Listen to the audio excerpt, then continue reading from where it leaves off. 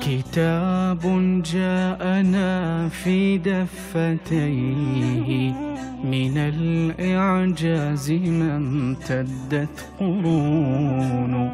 كتاب الله لا تحريف فيه فلا يطغى على العقل الجنون.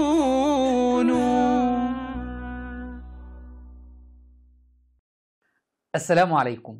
هل يوجد آية في القرآن تمدح من آمن بإمامة الآئمة الاثني عشر؟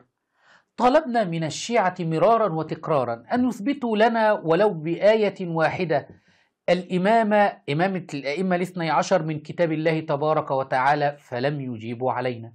ثم طالبنا منهم أن يثبتوا لنا ولو بآية واحدة كفر من أنكر إمامة الآئمة الاثني عشر التي كفرونا عليها، فلم يردوا علينا. ثم طالبنا منهم آية في القرآن تمتدح الآئمة الاثني عشر، فلم يردوا علينا.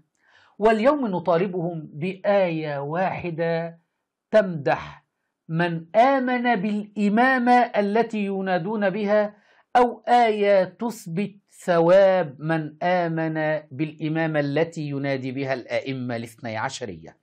فهل سيجيب علينا؟